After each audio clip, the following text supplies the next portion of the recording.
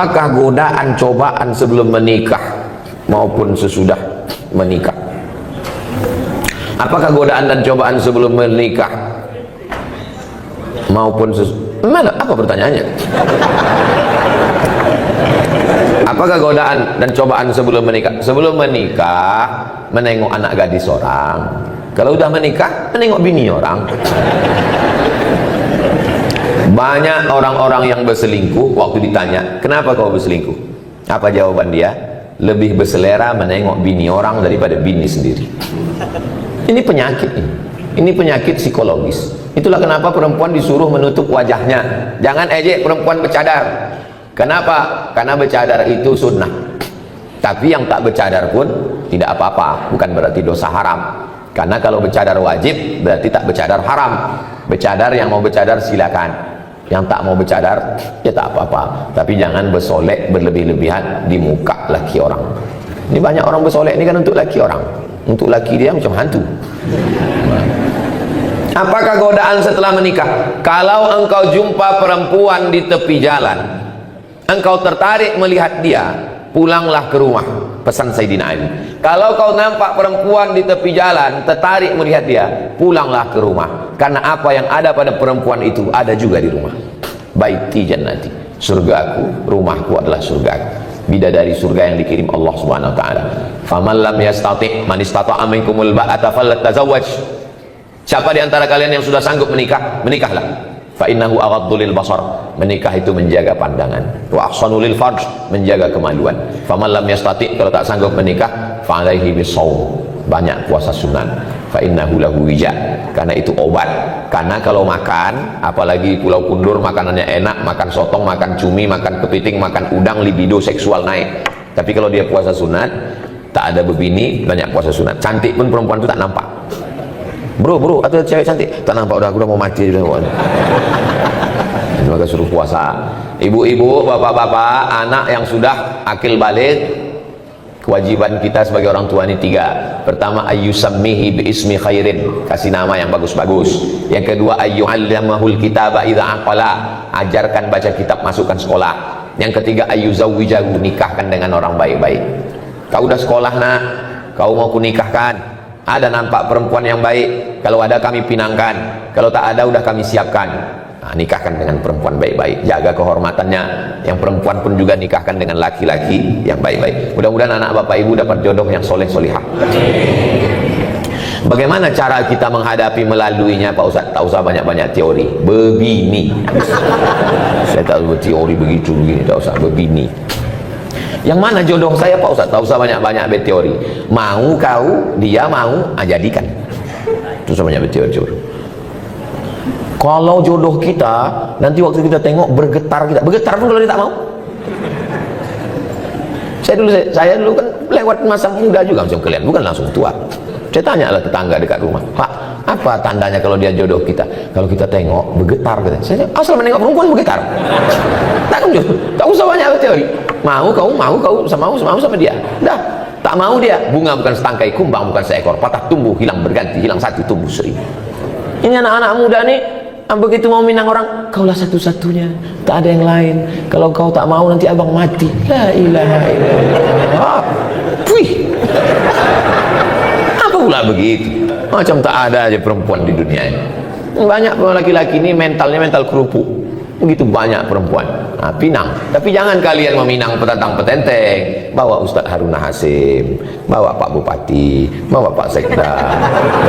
Mereka juru bicaranya meminangkan. Tanya, telusuri, ayah dia siapa? Ayah dia kerja di kantor bupati. Apa bupati? Bupati ngomong, kami membawakan ini anak tahfiz Quran mau minang. Pasti diterima. Mana mungkin orang itu berani nolak? Awas kalau kau nolak, nonjok kan? Jangan kalian petantang-petenteng minang. Belum tuh. Saya pun tidak saya minang. Kiai, saya minta tolong Kiai. Pak Kiai tolong pinangkan. Saya diam aja. Pak Kiai itu bercakap. Somad ngomong tuh Kiai. Enggak, saya diam aja. Jangan petantang-petenteng.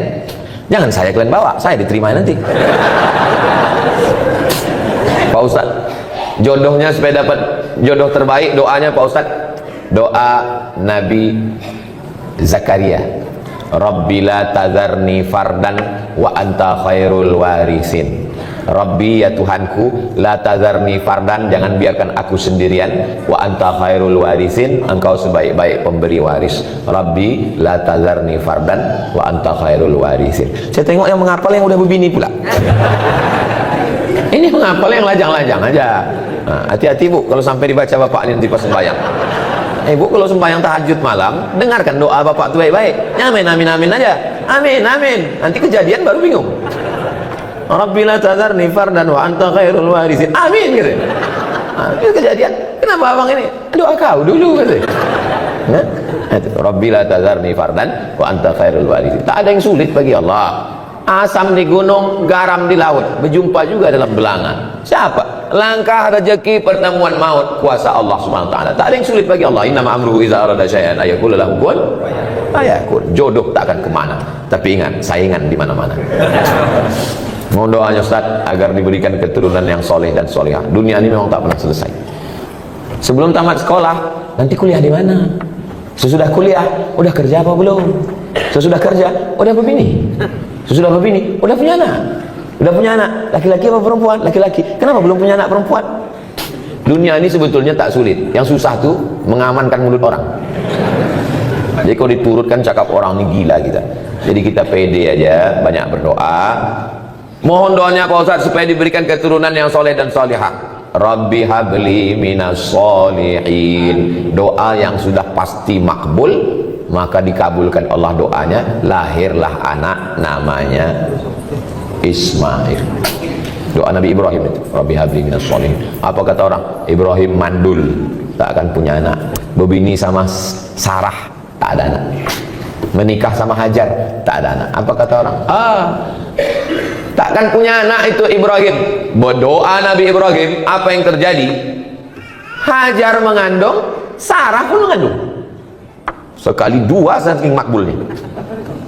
Hajar melahirkan anak Ismail, Sarah melahirkan anak Ishak.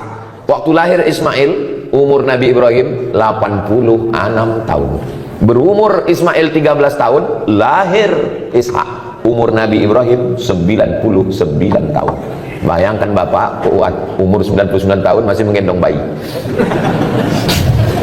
Doa Rabbi habli minas solihin. Sebenarnya mana kita belajar, sebenarnya dan mana kita belajar adab. Tak jarang di luar sana banyak manusia sudah menempuh pendidikan tinggi tapi minim adab. Tak jarang juga para guru ngaji yang kadang tak pandai menjaga perasaan orang lain dalam ini menyindir saya nih.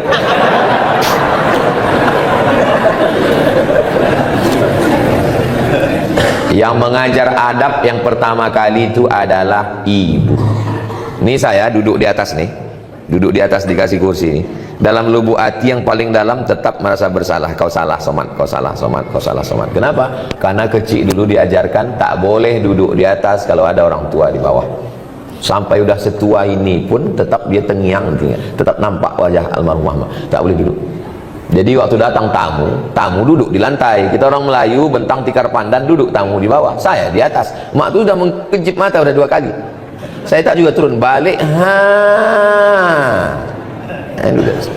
Tak boleh bercelana pendek. Saya tak punya celana pendek. Sampai hari ini kalau diajak orang mandi ke pantai tetap bercelana panjang. Mandi kolam renang tetap celana, tak boleh celana pendek. Kalau bercakap mesti ada ujungnya. Di mana kau sekolah? Di pesantren tuh, di pesantren pakcik, di pesantren mak, di pesantren wak. Anak sekarang tak ada ujung. Kelas berapa kau? Kelas 3. Sekolah di mana? SD. Tak ada ujung. Kita dulu ujungnya mesti ada. Kalau jumpa cium tangan, minta doa, minta embus kepala. Diajarkan adab tata krama sopan santun. Habis makan piring bawa ke dapur, dicuci, dicium sebelum diletakkan di rak piring. Adab, adab, adab. Makanya Islam ini adalah agama Islam. Islam kata salam. Salam artinya selamat. Selamat lidah, dari kata kasar selamat. Tak ada gunanya ilmu banyak. Kalau cerita ilmu banyak, yang paling banyak ilmunya google.com. Kalau cerita paling kuat hafalan, yang paling kuat hafalannya youtube.com. Yang paling hebat amalnya sampai masuk ke surga. Pernah dia tinggal di surga, keluar lagi, iblis. Iblis itu pernah di surga. Kita sehebat-hebat kita belum pernah masuk surga lagi. Kata iblis, hebat aku lagi dari kamu, kata iblis. Makanya akhlak, ajarkan anak akhlak. Siapa yang menanamkan akhlak? Di rumah, karena anak paling lama di rumah. Jadi kalau nampak orang tak berakhlak, itu berarti di rumah orang tua, ayah, ibu tak mengajarkan akhlak. Kalau sudah sholat sunat fajar, sampai di masjid sholat sunat qobliyah subuh lagi Pak Ustadz, namanya sholat sunat fajar. Waktunya dari azan ke iqomat. Sholat sunat fajar itu adalah qobliyah subuh. Di mana dalilnya? Sahih Muslim, ada satu bab qobliyah subuh, sholat sunat fajar. Pahalanya khairum minad dunya wa ma fiha, lebih baik daripada dunia dan seisinya. Rakaat pertama kuliah, rakaat kedua kulhu. Usollinya, usolli sunnatal fajri raka'ataini, usolli sunnatas subhi raka'ataini qabliyatan lillahi ta'ala. Salat sunat fajar sama dengan qabliyah subuh, podo samo sami mawon. Jadi kalau saya sudah salat sunat fajar di rumah, ke masjid, tahiyatul masjid. Habis tahiyatul masjid duduk, karena sudah qabliyah. Qabliyah itu setelah azan, tak ada qabliyah sebelum azan. Kalau ada orang salat qabliyah sebelum azan, tidak sah. Maka setelah azan baru qabliyah, karena qabliyah setelah masuk waktu sholat. Qabliyah subuh, qabliyah zuhur, qabliyah jumat, qabliyah maghrib, qabliyah isya, semuanya setelah azan. Apa beda sholat sunat fajar dengan sholat qabliyah subuh? Sama. Assalamualaikum Pak Ustaz. Waalaikumsalam. Bagaimana hukumnya orang datang ke masjid, sedangkan ada sebagian mengatakan tak boleh, sedangkan kita mau belajar? Mungkin maksud dia bagaimana hukumnya perempuan datang ke masjid. Mungkin itu maksudnya. Perempuan datang ke masjid, perempuan lebih baik sholat dalam pekarangan, lebih baik sholat dalam rumah, lebih baik sholat dalam kamar, lebih baik sholat dalam tempat yang sempit. Ini hadis satu. Hadis yang kedua, la tamna'u ima Allah masajidallah, jangan larang hamba Allah datang ke masjid. Hadisnya bertolak belakang. Yang satu mengatakan lebih bagus di rumah, yang satu mengatakan jangan larang ke masjid. Datang Imam Nawawi membahas dua hadis yang ikhtilaf ini. Kesimpulannya, kalau keadaan aman, di dalam masjid ada pengajian, tidak menimbulkan fitnah, boleh perempuan ke masjid. Pulau Kundur ini aman atau tak aman? Aman. Ibu tadi kemari ada dicegat tentara Israel? Tak ada. Ada datang Godzilla menangkap dari Islam? Tak ada. Aman, tidak menimbulkan fitnah. Sudah tahu masjid itu sunyi, imamnya cuma sendiri imam, datang perempuan, tak boleh menimbulkan fitnah. Nah, tapi kalau aman, laki-laki banyak, maka perempuan boleh ke masjid. Apakah istri Nabi ke masjid? Ya. Mana dalilnya? I'takafa Rasulullah sallallahu alaihi wasallam fil ashril awakhir min Ramadan, thumma i'takafa azwajuhu min ba'di. Nabi i'tikaf 10 hari di bulan Ramadan, setelah Nabi meninggal istrinya i'tikaf. Apa pelajaran dari situ? I'tikaf 10 hari 10 malam aja boleh, apalagi yang 10 menit. Yang 10 hari 10 malam aja boleh, apalagi yang 10 menit. Tetap dengan syarat dan ketentuan berlaku. Jangan sampai ke masjid pakai Honda, pakai sepeda motor, pakai celana legging sempit. Banyak atu-atu masuk parit menengok itu. Jangan ke masjid pakai minyak wangi terlampau harum, masuk dia dari pintu, baunya sampai ke imam, hilang ayat imam itu satu halaman. Saya merasa banyak kesalahan terhadap suami. Bagus, saya sudah sering minta maaf, suami sudah maafkan, tapi saya tetap saja merasa bersalah. Di sini saya tanyakan, apakah yang saya lakukan supaya perasaan saya tenang? Merasa bersalah padahal tak salah, itu kerja setan. Merasa berdosa padahal tak dosa, kerja setan. Merasa beramal padahal belum beramal, itu juga kerja setan. Saya sudah membocorkan SOS, standar operasional setan. Kalau menurut Allah benar, menurut Rasulullah benar, menurut ulama benar, jangan merasa bersalah. Aku sudah minta maaf, aku sudah amanah, menjaga keluarga, menjaga anak-anak. Tanya suami, kau sudah memaafkan saya bang? Aku sudah memaafkan dek, karena aku terpaksa. Maka ibu tidak salah. Ibu sama dengan suami. Al-mu'minun suami, wal mu'minat istri, ba'duhum awliya'u ba'd. Mereka saling tolong menolong menjaga keluarga. Ya'muruna bil ma'ruf, mengajak anak keluarga berbuat baik. Wa yanhauna 'anil munkar, melarang buat munkar. Kau jangan selingkuh bang, kau jangan dilarikan pelakor, kau jangan buat macam-macam. Ini ku siapkan kain kalau mau pergi, ini baju koko, ini tasbih banyak berzikir, ini sholat jangan sampai tinggal. Kalau bapak dapat istri begitu, disiapkannya kain, baju koko, diingatkannya sembahyang tinggal di mana, pulang jam berapa, jalan sama siapa, sesungguhnya bapak sudah dikirimkan bidadari surga sebelum bapak mati. Kalau dapat istri model begini, jangan dikubur sebelum meninggal. Kalau kita mengkodok sholat, mana yang didulukan, kodok dulu apa sholat sunat rawatib dulu? Habis sholat maghrib, habis sholat zuhur nanti, usolli fardhu zuhri arba'a raka'atin qada'an. Qada hukumnya wajib, rawatib hukumnya sunnah, zakat hukumnya wajib, sedekah hukumnya sunnah. Ketemu yang wajib dengan yang sunat, mana didulukan? Didulukan yang wajib. Tapi kalau saya qada terus Pak Ustadz, saya tidak ba'diyah lah. Apa pula halangannya qada? Bukan berat qada itu. Kita hitung satu rakaat itu berapa menit. Tunggu ya, paskan dulu detiknya. Allahu akbar kabira walhamdulillahi katsiran wa subhanallahi bukratan wa asila wajhatu wajhiya alladhi fatara as-samawati wal arda hanifan musliman wa ma ana minal musyrikin inna salati wa nusuki wa mahyaya wa mamati lillahi rabbil alamin la syarika lahu wa bidzalika umirtu wa ana minal muslimin. Bismillahirrahmanirrahim. Alhamdulillahi rabbil alamin arrahmanir rahim maliki yaumiddin iyyaka na'budu wa iyyaka nasta'in ihdinas siratal mustaqim siratal ladzina an'amta 'alaihim ghairil maghdubi 'alaihim waladdallin amin. Bismillahirrahmanirrahim. Qul huwallahu ahad Allahus samad lam yalid walam yulad walam yakul lahu kufuwan ahad. Allahu akbar subhana rabbiyal azim wa bihamdihi subhana rabbil azim wa bihamdihi subhana rabbil azim wa bihamdihi sami Allahu liman hamidah rabbana lakal hamdu mil'is samawati mil'ul ardi mil'u ma syi'ta min syai'in ba'du. Allahu akbar subhana rabbil a'la wa bihamdihi subhana rabbil a'la wa bihamdihi subhana rabbil a'la wa bihamdihi. Allahu akbar rabbi fili warhamni wajburni warfa'ni warzuqni wahdini wa'afini wa'afu Allahu akbar subhana rabbil a'la wa bihamdihi subhana rabbil a'la wa bihamdihi subhana rabbil a'la wa bihamdihi. Pas 1 menit. 1 menit 1 rakaat. 4 rakaat 4 menit, tambah ba'diyah 2 rakaat, cuma 6 menit sholat. Siapa bilang sholat itu berat? Nonton bola 60 menit, perpanjangan waktu, dibohongi pula sama wasit. Kenapa tahan?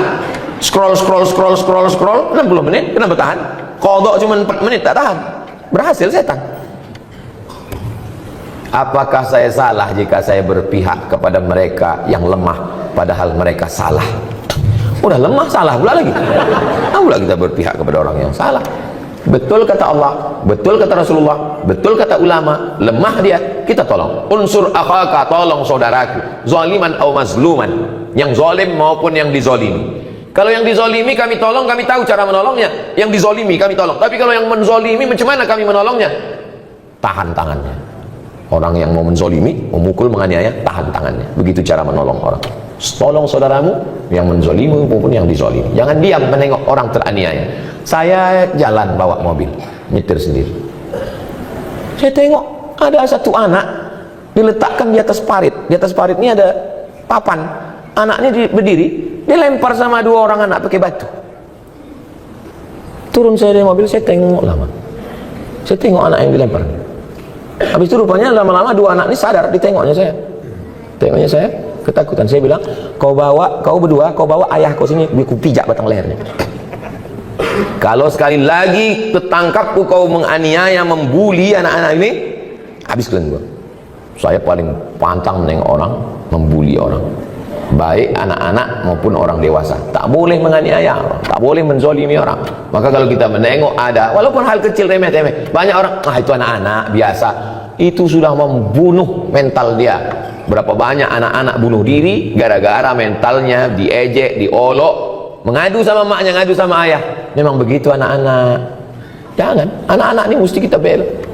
Anak saya, keponakan saya, itu ditanya, ada kawan di kelas itu yang ngejek-ngejek, ngolok-ngolok, ada? Tak ada. Kalau ada mengejek, balas.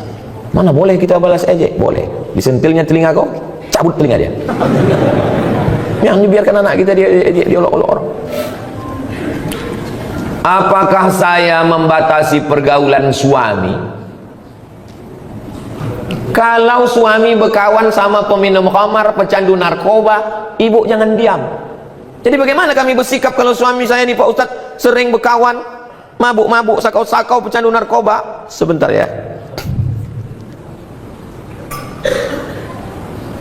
Kalau ada suami ibu berkawan sama pecandu narkoba, catat nomor ini baik-baik. 0813 11 44 21 93, nomor BNN, Badan Narkotika Nasional.